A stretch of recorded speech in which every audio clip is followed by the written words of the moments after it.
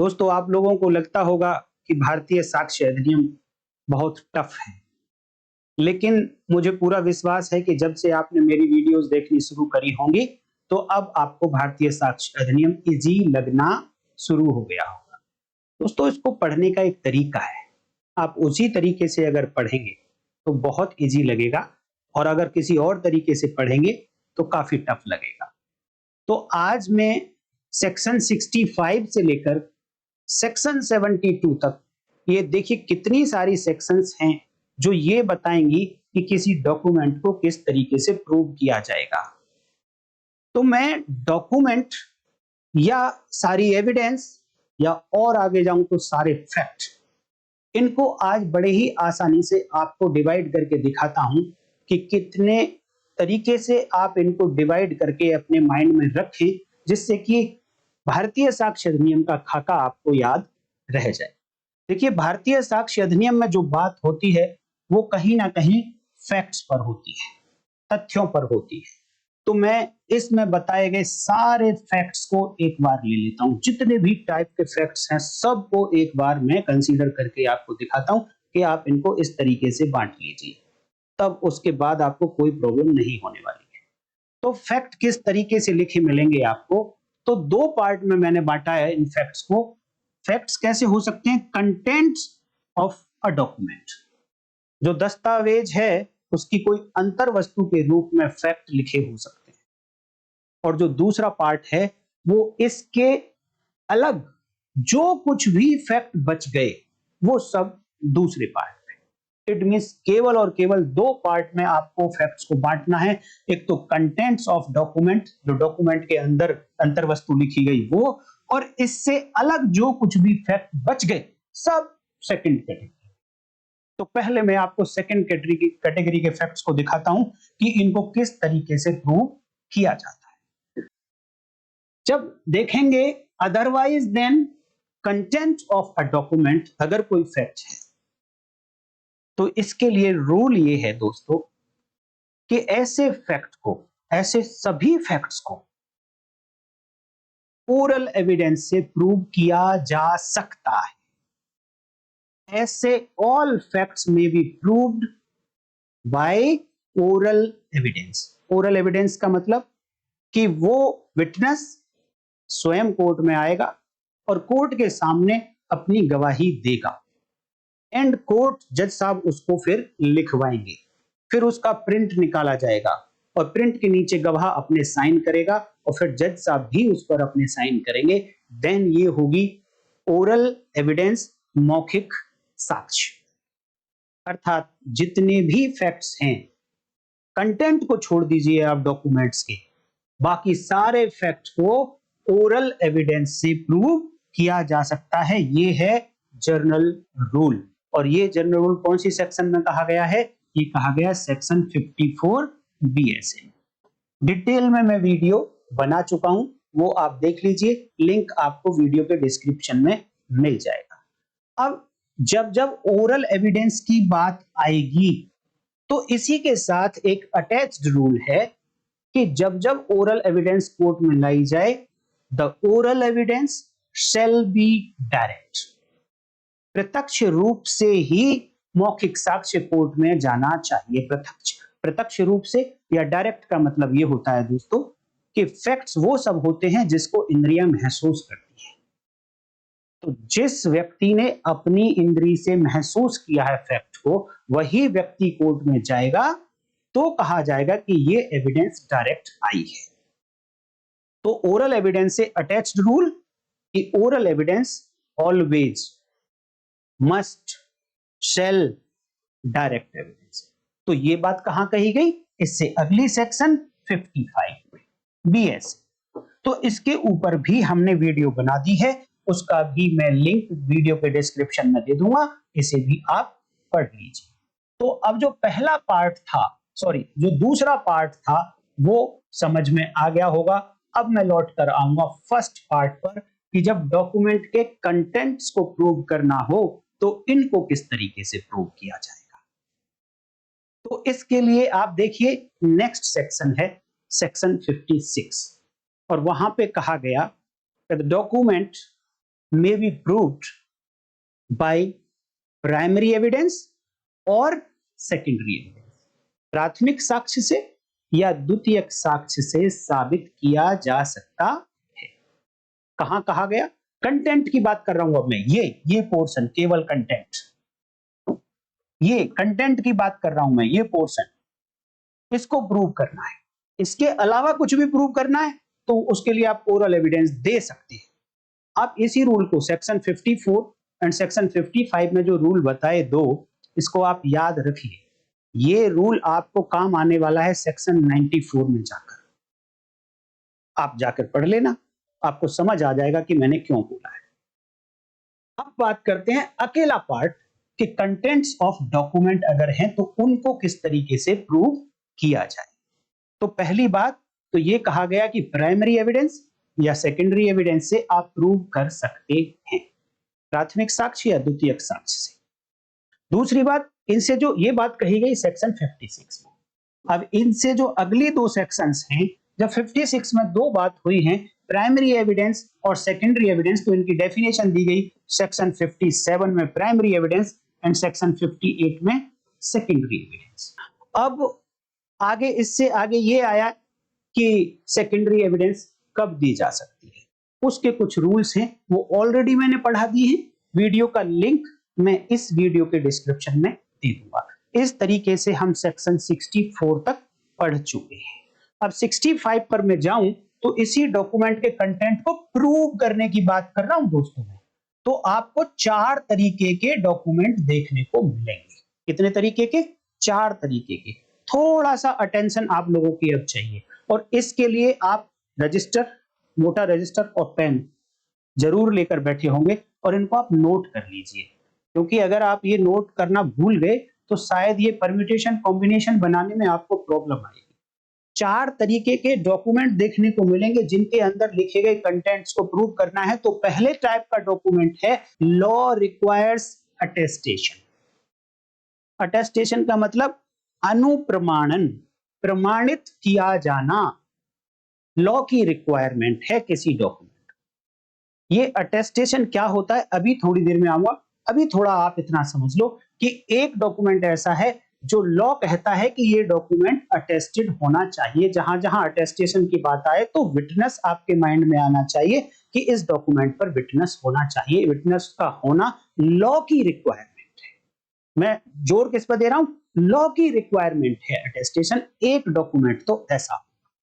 दूसरा डॉक्यूमेंट होगा कि लॉ की रिक्वायरमेंट ही नहीं है अटेस्टेशन होना, और जब लॉ की रिक्वायरमेंट ही नहीं है अटेस्टेशन होना, इस डॉक्यूमेंट पे विटनेस का होना, तो विटनेस है ही नहीं। कैसा डॉक्यूमेंट है दूसरा? कि उस पर कोई विटनेस नहीं है। पहला डॉक्यूमेंट कैसा है? कि लॉ की रिक्वायरमेंट है विटनेस का होना और विटनेस है।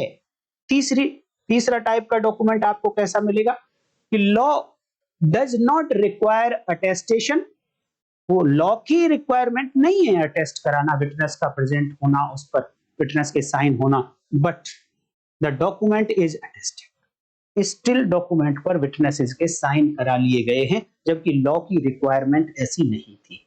थोड़ा पार्टी समझदार बन रही होंगी, उन्होंने सोचा कि विटनेस भी रख लेते हैं, कल को कोई जरूरत पड़ेगी तो ये विटनेस अपनी गवाही दे सकते हैं। और चौथा डॉक्यूमेंट होगा विल, वसीयत।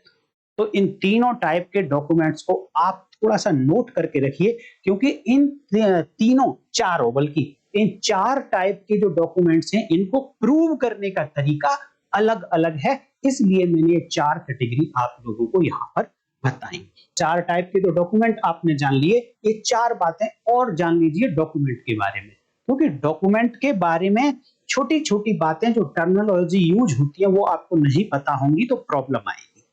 एक वर्ड होता है मेकिंग डॉक्यूमेंट, दस्तावेज बनाना। दस्तावेज बनाने का मतलब है कि टाइपराइटर से टाइप कराते चले गए, कंप्यूटर में लिखते चले गए, डॉक्यूमेंट तैयार हो गया, इसको कहते हैं। या आप हैंडराइटिंग से लिखते जा रहे हैं, जो मैंने यहाँ पर लिखा है सब पेन से, ये मैंने क्या किया है? ये मैंने एक डॉक्यूमेंट तैयार किया है। तो तैयार करना मतलब सिर्फ बना देना, लिख देना। जो कंटेंट उसमें लिखा जाना चाहिए था वो लिख दिया गया है। जहां पर जिसके सिग्नेचर बनाने थे, बना दिए गए, किए नहीं है, अभी तक सिग्नेचर हुए नहीं, बना दिए गए। वो कहलाता है डॉक्यूमेंट का मेकिंग, डॉक्यूमेंट बना देना। किसी व्यक्ति ने, भगवान ना करे कभी ऐसा हो, किसी व्यक्ति ने कोई सुसाइड नोट लिखा, बेशक उस पर साइन नहीं किए, ये एक डॉक्यूमेंट बना दिया है। अगर कोई व्यक्ति ने अपनी कोई डायरी लिख ली है, सुबह से शाम तक जो कुछ उसने किया, वो उसने एक डॉक्यूमेंट तैयार कर दिया है। तो मेकिंग डॉक्यूमेंट एक आपको कभी-कभी देखने को मिल सकता है, तो मेकिंग डॉक्यूमेंट से आप समझ जाइए। दूसरा वर्ड यूज होता है एग्जीक्यूशन ऑफ डॉक्यूमेंट, यानी दस्तावेज का निष्पादन। जब जब आपको एग्जीक्यूशन वर्ड मिले तो आपको समझना है कि जिसकी तरफ से ये डॉक्यूमेंट बनाया जा रहा है, जिसकी तरफ, वो पार्टी जिसे इस पर साइन करने चाहिए, उस पार्टी ने इस पर अपने सिग्नेचर कर दिए हैं। जैसे ही उस पार्टी ने सिग्नेचर कर दिए तो माना जाएगा कि लगभग लगभग निष्पादन हो गया है। सिग्नेचर में अगर मान लो किसी कोई एग्रीमेंट है, वो एग्रीमेंट दो पार्टीज के बीच में बनना है, party A and party B. तो एग्रीमेंट कब होगा? जब दोनों पार्टीज अपने इस पर साइन कर देंगी। तो दोनों पार्टीज ने जैसे ही साइन किए तो लगभग लगभग इसको एग्जीक्यूशन कह देंगे। बट जो कुछ लीगल फॉर्मेलिटीज और होती हैं, जब वो पूरी हो जाएंगी तब कहेंगे कि अब ये एग्जीक्यूशन फाइनल हो गया है। बट एग्जीक्यूशन जब जब आप भारतीय साक्ष्य अधिनियम में देखेंगे तो वहां किससे रिलेटेड होगा? पार्टीज के सिग्नेचर से। अगर पार्टीज ने सिग्नेचर कर दिए तो एग्जीक्यूशन हो चुका है। तो फाइनली हमें प्रूव क्या करना होता है? प्रूव क्या करना होता है डॉक्यूमेंट में? कि ये हैंडराइटिंग इसकी है, यानी इस डॉक्यूमेंट को हम किस पर्सन के साथ अटैच करें। तो एग्जीक्यूशन जिसका होगा, जिस पार्टी ने उस पर साइन करने चाहिए थे, जिस पार्टी के साइन है उसी के साथ अटैच किया जाएगा वो। तो दो पार्टीज, हाँ एक और बात बता रहा था कि मान ली दो पार्टीज ने एग्रीमेंट साइन किया और इनमें से एक पार्टी कंपनी है, तो कंपनी के बिहाफ पर जब किसी पर्सन ने साइन तो कर दिए, लेकिन कंपनी की कॉमन सील भी लगेगी। जब तक वो सील नहीं लगेगी तब तक एग्जीक्यूशन नहीं माना जाए। इसलिए मैं कह रहा था कि छोटी छोटी कुछ फॉर्मेलिटीज हैं, बट एग्जीक्यूशन का मतलब सिग्नेचर ऑफ पार्टीज। तीसरा वर्ड आपको देखने को मिलेगा अटेस्टेशन। अटेस्टेशन का मतलब प्रमाणन, प्रमाणित करना है कि जिस व्यक्ति ने यहां पर एग्जीक्यूशन किया है वो वही व्यक्ति है जिस व्यक्ति को एक्चुअल में एग्जीक्यूशन करना चाहिए था। तो प्रमाणन का मतलब, अटेस्टेशन का मतलब आपको माइंड जाना चाहिए, विटनेस, उस डॉक्यूमेंट पर विटनेस कौन कौन है। जो विटनेसेस हैं वो प्रमाणित करने वाले व्यक्ति कहलाते हैं, और उनका एक ही रोल होता है कि वो केवल और केवल लायबल इस बात के लिए होते हैं कि जिस पार्टीज ने एग्जीक्यूशन के लिए साइन किए हैं उन पार्टीज को ये विटनेस जानते हैं, पहचानते हैं, और इस बात के गवाह हैं कि जिस व्यक्ति को साइन करने चाहिए थे उसी व्यक्ति ने यहां पर साइन किए हैं। इस डॉक्यूमेंट के अंदर मेकिंग के टाइम पर क्या कंटेंट लिखा गया, उन कंटेंट से इन विटनेसेस का कोई लेना देना नहीं होता है। उसमें फैक्ट्स उन्होंने गलत लिखे, सही लिखे, वो जाने, वो पार्टीज की ड्यूटी है। जिन्होंने एग्जीक्यूट किया है ये उनकी ड्यूटी है। बस विटनेसेस की क्या ड्यूटी है कि हाँ वो व्यक्ति वही है जिसको साइन करने चाहिए थे। अगर ए को साइन करने चाहिए थे तो ये विटनेस कहता है कि मैं ए को जानता हूं, मेरे प्रेजेंस में ए ने ही साइन किए थे, किसी और व्यक्ति ने साइन नहीं किए थे। तो जब अटेस्टेशन आपको देखने को मिले तो आपके माइंड में उस डॉक्यूमेंट का विटनेस आना चाहिए। अब एक चौथी पार्ट और देख सकते हो आप, एक होता है डॉक्यूमेंट का रजिस्ट्रेशन। रजिस्ट्रेशन का मतलब उस डॉक्यूमेंट को रजिस्ट्रार के सामने जाकर एक ऑफिशियल रिकॉर्ड में एंट्री करा दी जाती है कि हाँ इन दो पार्टीज के बीच में ये एग्रीमेंट हुआ और ये डॉक्यूमेंट तैयार हुआ, इस पर वहां पर साइन किए गए उसके सामने, रजिस्ट्रार के सामने, और रजिस्ट्रार के ऑफिस के रिकॉर्ड में एक एंट्री कर दी गई है। तो चार बातें आपको डॉक्यूमेंट से रिलेटेड ये पता होनी चाहिए, और चार तरीके के डॉक्यूमेंट। तो टोटल 8 बातें जब तक आपको पता नहीं होंगी तो डॉक्यूमेंट को किस तरीके से प्रूव किया जाएगा, इन बातों को समझने में आपको परेशानी आएगी। अब बात करते हैं कि डॉक्यूमेंट तो ये तैयार हो गया।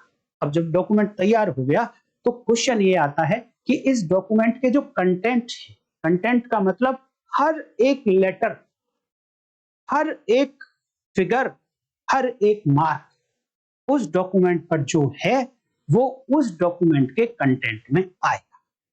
तो उस डॉक्यूमेंट के कंटेंट को प्रूव करने के लिए क्या क्या प्रूव किया जा सकता है, व्हाट टू बी प्रूव्ड। तो देखिए उस डॉक्यूमेंट में हो क्या क्या सकता है।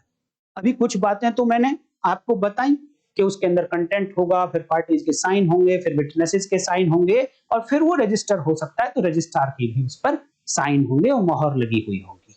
बट मैं थोड़ा सा और इससे आगे बढ़ता हूं, तो आप देखिए एक डॉक्यूमेंट ऐसा हो सकता है कि उसमें केवल और केवल एक व्यक्ति ने अपनी हैंडराइटिंग में कुछ भी लिख दिया, लिखने के बाद सिग्नेचर नहीं किए हैं। एक डॉक्यूमेंट ऐसा हो सकता है। दूसरा डॉक्यूमेंट ऐसा हो सकता है कि राइटिंग भी है उस पर और उस पर सिग्नेचर भी है। अब इस वाले डॉक्यूमेंट में जहां पर राइटिंग भी है और सिग्नेचर भी है, यहां पर सिचुएशन थोड़ी सी चेंज हो सकती है। क्या हो सकता है कि जिसने राइटिंग लिखी उसी ने नीचे सिग्नेचर किए, या फिर दूसरा ये हो सकता है कि लिखने वाला कोई और हो सकता है और नीचे साइन करने वाला कोई और हो सकता है। तो ये कॉमन बातें हैं जो हमारे रोज प्रैक्टिस में होती हैं, बट जब हम इनको रिकलेक्ट करना चाहते हैं तो वर्ड्स हमारे सामने नहीं आते। मैंने उन सारे वर्ड्स को एक जगह इकट्ठा करके आप लोगों को बस दे दिया है। सब पता जरूर है आपको, बट कई बार वो रिकलेक्ट नहीं हो पाती है।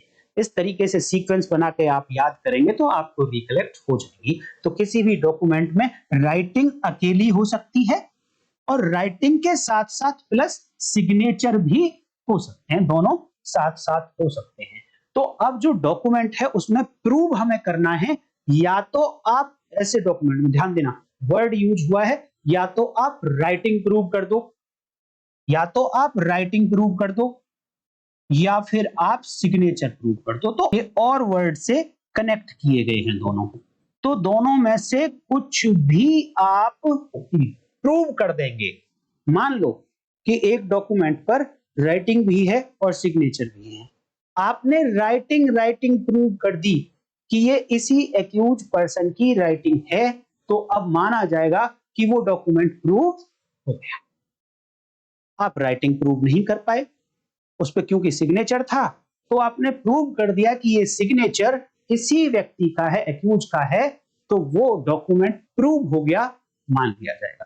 हाँ, किस तरीके से प्रूव करेंगे वो तरीके हम ऑलरेडी पढ़ चुके हैं, बट आगे ए वन बाय वन सेक्शन जब मैं लूंगा तो डिटेल में भी आप लोगों को बताऊंगा। तो आप ध्यान रखिए कि पहले टाइप का डॉक्यूमेंट में लेता हूं, जो 4 टाइप के डॉक्यूमेंट बताए थे उनमें से पहले टाइप का डॉक्यूमेंट लेता हूं कि डॉक्यूमेंट ऐसा है कि ये रिक्वायरमेंट नहीं है लॉ के द्वारा कि इसको अटेस्ट किया जाए। लॉ की ऐसी कोई रिक्वायरमेंट नहीं है कि इस डॉक्यूमेंट पर विटनेस होने चाहिए, ऐसा डॉक्यूमेंट है। तो ऐसे डॉक्यूमेंट को प्रूव करने के लिए तो जैसे ही आपको डॉक्यूमेंट वर्ड आए आपके माइंड में आना चाहिए कि इसमें राइटिंग भी हो सकती है, सिग्नेचर भी हो सकते हैं, अकेली राइटिंग भी हो सकती है, बट अकेले सिग्नेचर का कोई औचित्य नहीं होता है, कोई इंपॉर्टेंस नहीं होती है। तो दोनों में से आप कुछ भी प्रूव कर देंगे तो प्रूव मान लिया जाएगा। इसलिए क्योंकि लॉ के द्वारा रिक्वायरमेंट नहीं थी अटेस्टेशन की, इसलिए उसको अटेस्ट भी नहीं कराया गया। मैंने इसलिए ये वर्ड्स आपको पहले पढ़ा दिए कि अटेस्टेशन क्या होता है, अटेस्टेड क्या होता है। अटेस्टेड का मतलब विटनेसेस हैं तो विटनेसेस के साइन उस पर होने चाहिए, लेकिन यहाँ लॉ की रिक्वायरमेंट नहीं थी विटनेस होने की, तो इसलिए ये डॉक्यूमेंट ऐसा है जिस पर विटनेस नहीं है। तो आप किस किस तरीके से प्रूव कर सकते हैं कि वो राइटिंग आप प्रूव कर दीजिए या फिर आप सिग्नेचर प्रूव कर दीजिए। वर्ड दो जरूर लिखे हैं वहां पर, लेकिन प्रूव एक ही करना है। दोनों हो जाए तो बहुत अच्छा, लेकिन दोनों नहीं हो पाते हैं तो उनमें से एक भी प्रूव कर दिया गया तो भी कहा जाएगा कि हाँ ये डॉक्यूमेंट प्रूव हो गया है। अब प्रूव कर दिया गया का क्या मतलब? देखिए जब भी मामला कोर्ट के सामने आएगा तो वहां पर एक एलिगेशन होता है कि ये एक पर्टिकुलर डॉक्यूमेंट है एबीसी, ये एक्यूज एक्स वाई जेड है, इसका नाम इसने लिखा है, इसने बनाया है, इसने साइन किए हैं, ये एलिगेशन होते हैं कोर्ट के सामने। तो सेक्शन 64 तक हम पढ़ चुके हैं। 65 ये कहती है कि प्रूव क्या करना है। ध्यान देना, प्रूव क्या करना है। तो एक तो राइटिंग करनी है और सिग्नेचर करनी है। दूसरा, किसके, जिसके ऊपर आरोप है ये राइटिंग उसी पर्सन की है, किसी और की नहीं। जिस पर्सन के ऊपर आरोप है ये सिग्नेचर उसी पर्सन का है, किसी और का नहीं। ये दो बात कहती है सेक्शन 65। तो आप बात समझ गए होंगे कि सेक्शन 65 से किस तरीके के डॉक्यूमेंट शुरू हो रहे हैं। वो 4 डॉक्यूमेंट कि लॉ की रिक्वायरमेंट ही नहीं है डॉक्यूमेंट को अटेस्ट कराने के लिए, इसलिए वो डॉक्यूमेंट अटेस्टेड नहीं है, विटनेस के साइन नहीं है। लॉ की रिक्वायरमेंट थी कि वो डॉक्यूमेंट अटेस्टेड होना चाहिए, इसलिए वहां पर विटनेस के सिग्नेचर हैं। और लॉ की रिक्वायरमेंट थी कि डॉक्यूमेंट अटेस्ट नहीं होना चाहिए, इवन देन वहां पर विटनेस के सिग्नेचर हैं। और चौथा विल था। तो उनमें से ये कौन सा डॉक्यूमेंट है? ये वो डॉक्यूमेंट है 65 में जिसकी अटेस्टेशन की आवश्यकता नहीं थी। और आवश्यकता नहीं थी तो फिर इस पर विटनेसेस के साइन भी नहीं हैं। ये वो वाला डॉक्यूमेंट है 65 में। और उसमें क्या प्रूव कर देना है आपको? या तो हैंडराइटिंग प्रूव कर दीजिए या साइन कर दीजिए उसी पर्सन के हैंडराइटिंग, उसी पर्सन की हैंडराइटिंग होनी चाहिए।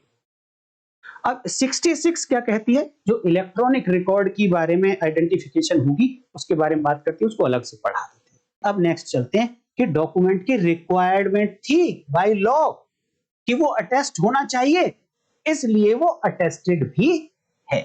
अर्थात ये एक ऐसा डॉक्यूमेंट है कि यहां कुछ कंटेंट लिखा हुआ है, यहां एग्जीक्यूटेंट ने अपने साइन कर दिए, पार्टी ने अपने साइन कर दिए, यहां दूसरी पार्टी ने साइन कर दिए अगर रिक्वायरमेंट है, और इसके नीचे 2 विटनेसेस ने भी अपने साइन कर दिए। ये ऐसा डॉक्यूमेंट है।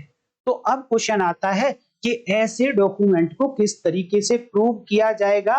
तो उसके लिए अलग से सेक्शन है, सेक्शन 67।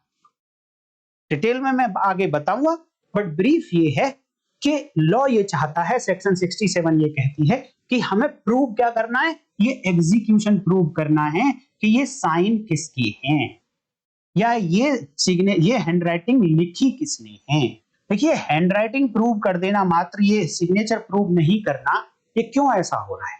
क्योंकि मान लो ये ए ने अपने हाथों से ये हैंडराइटिंग लिखी है, बट ए के सिग्नेचर प्रूव नहीं हो पाए कि ये ए के ही सिग्नेचर है, बट ये प्रूव हो गया कि ए ने अपनी हैंडराइटिंग अपने हाथों से ये लिखा है, और जिसमें ए ने कुछ बातों को एडमिट किया है, ए ने कुछ लायबिलिटी एडमिट करी है। तो कोई पर्सन खुद लिखेगा और उसमें उसी के द्वारा लायबिलिटीज अगर एडमिट हो रही है, तो ऐसा क्यों लिखेगा कोई? जब तभी लिखेगा ऐसा जब वो एक्चुअल में ऐसी लायबिलिटी होगी।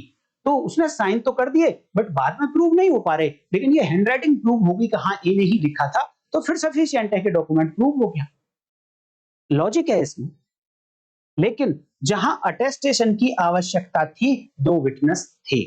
तो 67 ये कहती है कि अगर विटनेस जिंदा है, अगर विटनेस अवेलेबल है, तो एटलीस्ट दोनों में से एक विटनेस आना चाहिए। एटलीस्ट दोनों में से एक विटनेस आना चाहिए, और ये विटनेस ये बोले कोर्ट में आकर कि हाँ, इस व्यक्ति ने ही मेरे सामने ये डॉक्यूमेंट एग्जीक्यूट किया था। इट मींस इस व्यक्ति ने ही मेरे सामने ये सिग्नेचर किए थे। हमको प्रूव करना है एग्जीक्यूशन, तो इस विटनेस ने एटलीस्ट एक दोनों में से आकर कह दिया, तो एग्जीक्यूशन को प्रूव कर दिया, निष्पादन को साबित कर दिया कि हाँ, ये सिग्नेचर ए के ही है। ये तरीका बताती है कौन? सेक्शन 67। एटलीस्ट दोनों में से एक आकर कह दे। जब जिंदा हैं तो हाँ, एक डॉक्यूमेंट बताया गया, एक तरीका बताया गया रजिस्ट्रेशन वाला, कि अगर वो डॉक्यूमेंट जिस पर अटेस्टेशन की आवश्यकता लॉ ने बताई थी, अब वो डॉक्यूमेंट रजिस्टर्ड भी है अंडर रजिस्ट्रेशन एक्ट 1908, वो रजिस्टर्ड भी है। तो अगर वो रजिस्टर्ड है तो फिर ऐसे विटनेस को बुलाकर प्रूव करने की आवश्यकता नहीं होगी।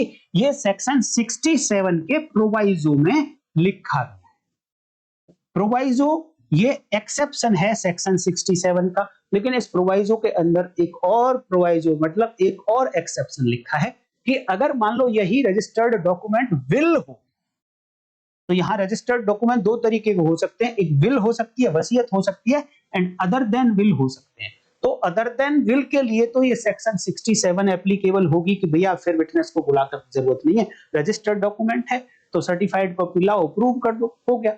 लेकिन अगर वो डॉक्यूमेंट विल है तो भाई अगेन 67 उस पर एप्लीकेबल हो जाएगी कि विल अगर रजिस्टर्ड भी है तब भी विटनेस को बुलाकर प्रूव करना पड़ेगा। ये बात हुई सेक्शन 67 की। अब नेक्स्ट टाइप के डॉक्यूमेंट की बात करता हूं, नेक्स्ट सिचुएशन की बात करता हूं। डॉक्यूमेंट तो ऐसा ही है, डॉक्यूमेंट कैसा है कि लॉ के द्वारा अटेस्टेशन की आवश्यकता थी और अटेस्टेड भी है।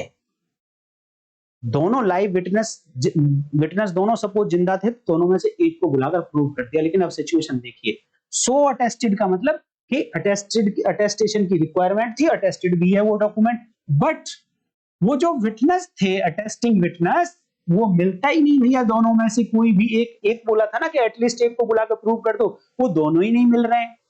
एक मिलता चलो, एक नहीं मिल रहा होता तब भी एक को बुलाकर प्रूव कर देते, बट दोनों ही नहीं मिल रहे हैं। देन अब ऐसी सिचुएशन में वो डॉक्यूमेंट कैसे प्रूव होगा, तो ये बात बताती है सेक्शन 68। और ऐसी सिचुएशन में दो बात प्रूव करना कंपलसरी है, दो बात प्रूव करना कंपलसरी है। एक्चुअल में हम प्रूव क्या करना चाह रहे हैं, डॉक्यूमेंट का एग्जीक्यूशन।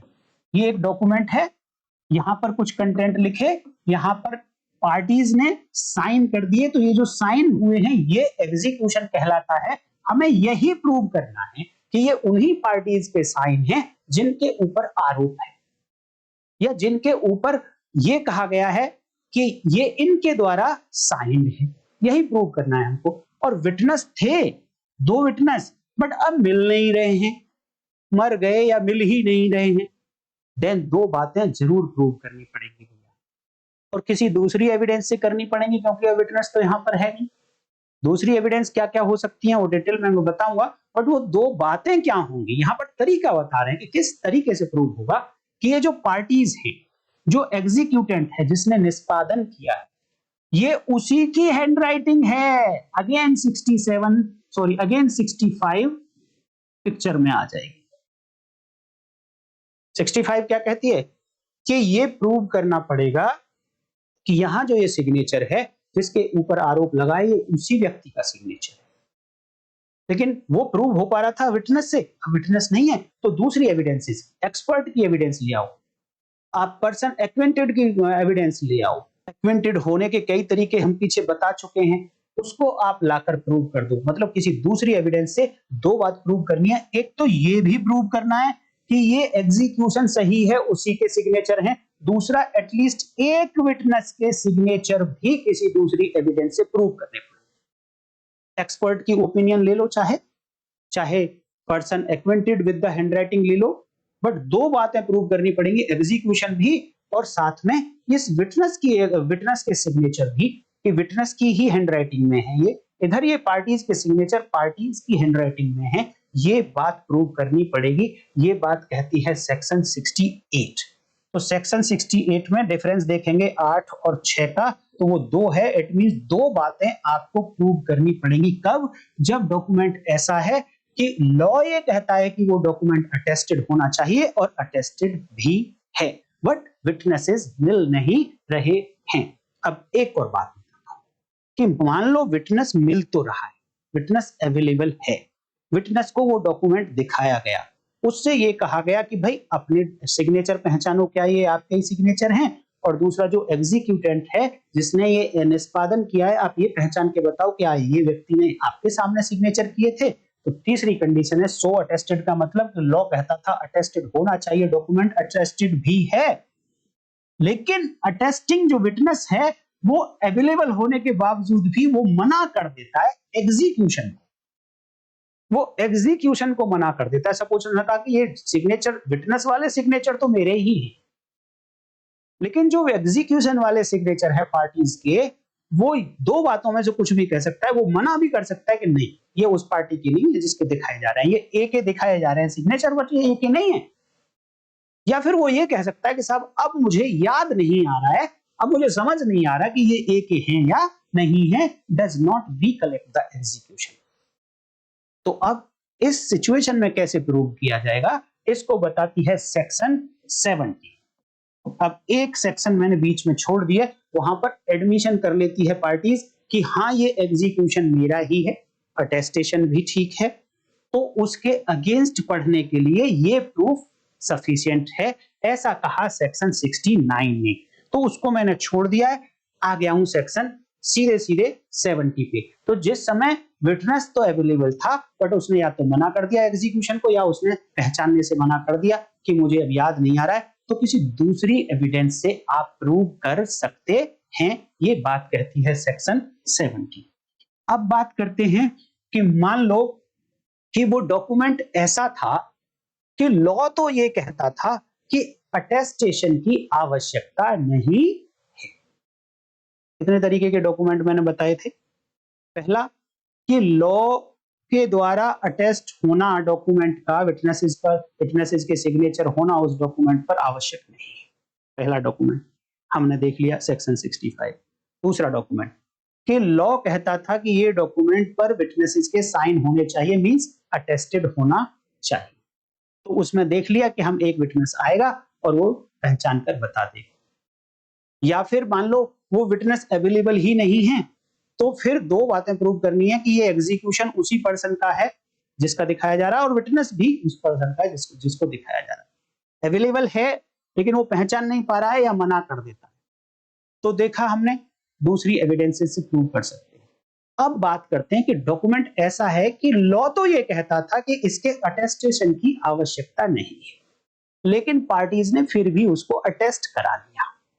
तो इसके लिए सेक्शन 71 है, और वो ये कहती है सेक्शन 71 कि इस डॉक्यूमेंट को इसी तरीके से प्रूव किया जा सकता है, नोट के शेल के उसी तरीके से प्रूव किया जाएगा, किया जा सकता है, मे बी प्रूव कि जैसे मान लो कि ये डॉक्यूमेंट अटेस्टेड ही नहीं है, अनअटेस्टेड है, जैसे मान लो कि इस पर विटनेसेस के साइन ही नहीं, वैसे भी प्रूव किया जा सकता है।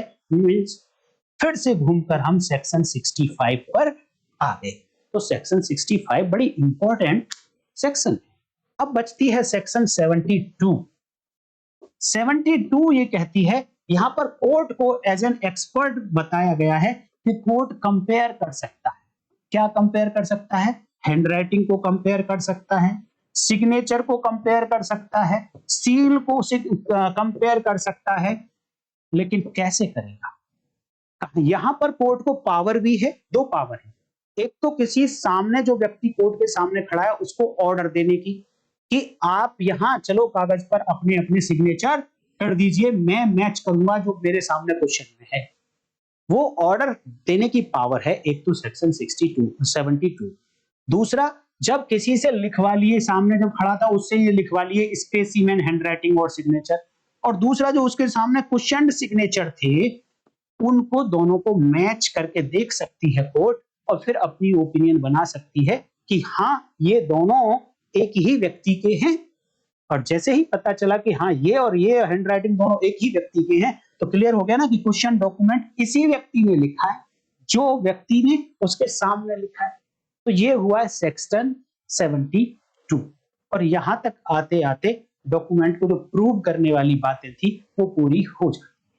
तो अब इन सेक्शंस को लेकर 65 से 72 तक डिटेल में बताऊंगा, और डिटेल का मतलब डिटेल ही होता है दोस्तों इस चैनल पर। तो डॉक्यूमेंट बहुत बड़ा पार्ट है एक भारतीय साक्ष्य अधिनियम में। तो इस तरीके से आप परम्यूटेशन कॉम्बिनेशन बनाकर समझने की कोशिश करेंगे तो भारतीय साक्ष्य अधिनियम कुछ वेरी इजी। तो उम्मीद करता हूं दोस्तों कि वीडियो आपको अच्छी लगी होगी। सचमुच में अच्छी लगी है तो वीडियो को लाइक कर दीजिए, हाइप कर दीजिए, कमेंट करके बताइए और कमेंट करते रहिए। तो नेक्स्ट वीडियो में मिलते हैं सेक्शन 65 भारतीय साक्ष्य अधिनियम के साथ। तब तक के लिए नमस्कार, जय हिंद।